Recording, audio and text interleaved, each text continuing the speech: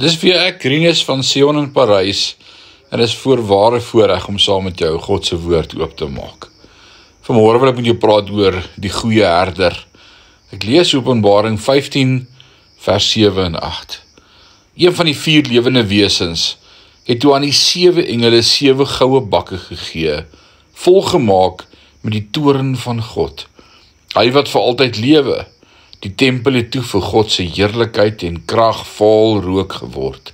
Niemand kon in die tempel ingaan, totdat die 7 plae van die 7 engele voltrek was nie.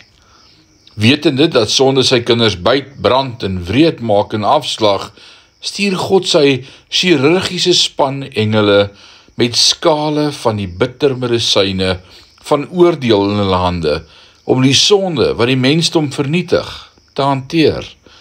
In die parallelle gedeelte sien ons Dawid die gevolge van sy eie sonde hanteer na die owerspelige verhouding met Batseba en die daaropvolgende moord op haar man Uria. Ontsondig my met hyssop en ek sal rein wees. Was my en ek sal witter as sneeu wees. Laat my vreugde en vrolikheid hoor, sodat die been wat u gebreek het, kan juig. Gaan lees Psalm 51 vers 7 en 8.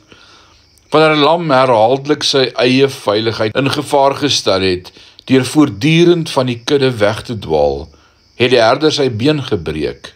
Dan, gedurende die genesingsproses, het die herder die voorheen verdwaalde lam op sy skouers gedra, waar tydens iets wonderliks in die lam gebeur het.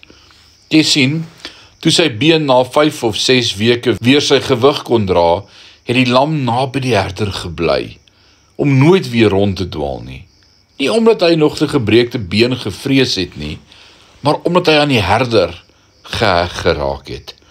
Dit is dus soos 'n herder dat Dawid uitroep, Here, ek weet dat die bene wat u gebreek het, weer sal juig. As ons afdwaal en in sonde voortgaan, sal die goeie herder doen wat hy met Dawid gedoen het, en wat Dawid met sy eie skape gedoen het. Hy sal die been van onsself genoegsaamheid breek, om ons te dwing om nader aan hom te kom op maniere wat ons andersins nooit sou gedoen het nie. Maar as jy nie dink dat die skale van oordeel wat in die verdrukking uitgegiet gaan word, steeds onregverdig is nie, kyk weer na ons herder. En jy sal besef dat die goeie herder ook die lam van God is, wat nie 'n gebreekte been gelei het nie, maar 'n gebroke liggaam en 'n gebroke hart, toe hy vir ons sondes gesterf het. O man, dit bring my nader aan God vandag.